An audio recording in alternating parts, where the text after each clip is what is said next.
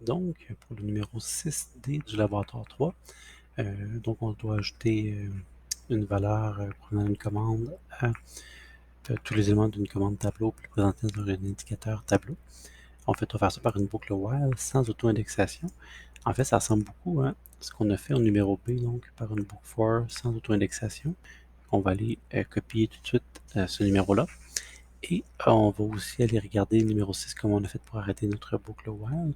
Fait que ce que je vais faire, je vais ouvrir mon projet, je vais tout simplement ouvrir mon numéro 6B que je vais maintenant sauvegarder, je vais faire enregistrer dessous. Je vais ouvrir une copie supplémentaire, l'ajouter au projet et qu'on va appeler 6D.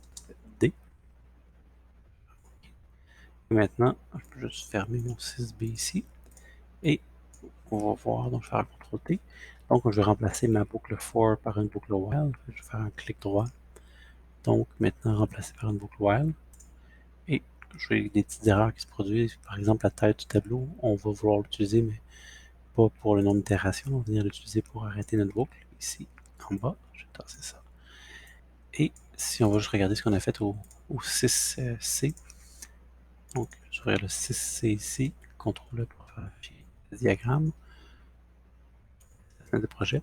On se souvient qu'on avait pris la taille du tableau, je vais juste tasser ça ici, et on avait soustrait 1, on va soustraire 1 encore, et on a juste vérifié que c'était égal donc à notre petite itération pour arrêter au bon moment le tableau. Fait qu'on va faire exactement le même principe. Juste copier mon égal ici, donc moins 1. On va se le relier. Ok, parfait, c'est juste mon ordinateur. Et ici, l'itération. Et on vient stopper. Fait que c'est simple. Si par exemple dans mon tableau, j'ai 5 éléments, donc ça va me sortir 5. Ici, je vais faire 5 moins 1 pour avoir 4.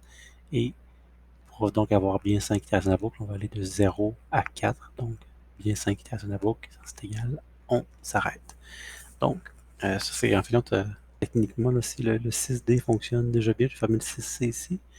Le 6C, donc, je modifie quelque chose. Quand même l'enregistrer, je pourrais modifier pour faire 6D. Techniquement, juste ça, ça fonctionne. Mais là, moi, je voulais qu'on le fasse d'une autre façon. Donc, pour la construction du tableau, je vais juste effacer donc, notre tableau vide qu'on avait fait tantôt. Je vais enlever le registre de décalage. Je vais enlever ça. CTRL-V. Et regardez le résultat ici. Il y a une autre façon, donc, on peut stocker notre résultat de l'addition, c'est le stocker donc dans notre tableau, venir écraser en mémoire le tableau qu'on a ici.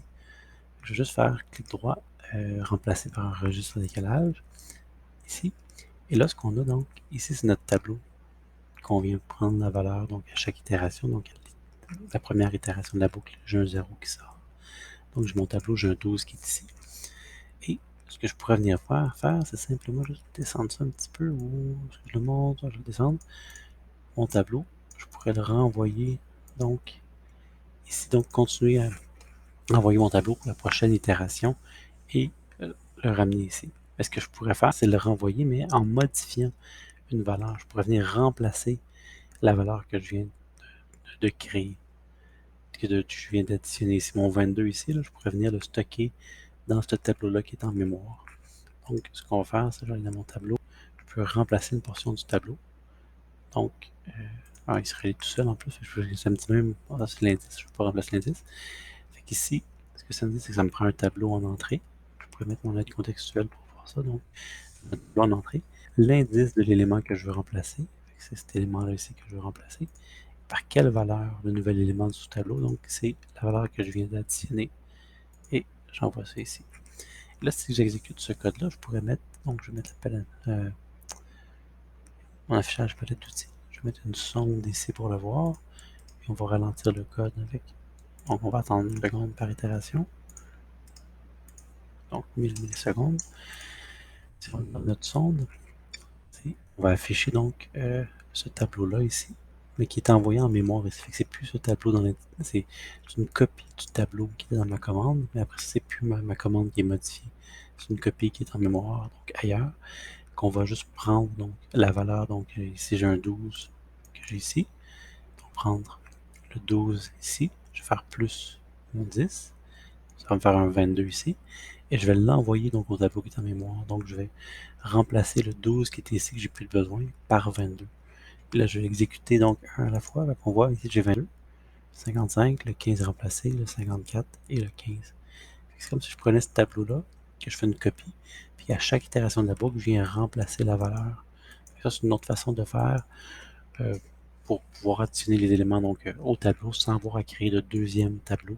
Je viens juste écraser donc une à la fois les valeurs de l'ancien tableau. Donc, si je réexécute ici, on voit les valeurs qui se font écraser une à la fois.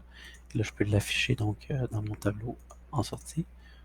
Je vais effacer les sondes, enlever la palette d'outils, et on voit que ça fonctionne quand même bien. Là. Donc ici, pour résumer, ça c'est la fonction qui s'appelle indexer un tableau. Prend en entrée l'indice d'élément que je vais aller chercher le tableau. Ça va sortir cet élément-là. Donc à chaque itération de ma boucle, l'itération 1, j'ai i qui sort qui vaut 0. Donc je vais chercher le premier élément ici. Donc ça va me sortir un 12 ici, que je peux additionner à mon 10 qui est ici. Et maintenant, cette fonction-là qui s'appelle donc remplacer une portion de tableau, ça prend donc mon tableau en entrée ici qui est en mémoire, donc qui est gardé en mémoire dans le registre de décalage. Donc ça prend le tableau, ça dit quel élément remplacer, donc l'élément à la position 0, et ça vient le remplacer par l'addition. Donc on vient comme écraser le tableau qui est en mémoire. C'est pas le tableau qui est ici dans ma. C'est là une copie de ce tableau-là qui va se faire modifier au fur et à mesure. Donc chaque élément va se faire écraser. Donc je vais avoir 22, 55 à chaque itération de la boucle et que je vais pouvoir envoyer dans mon tableau résultat. Donc vraiment ça, là, j'aurais peut-être dû enlever là.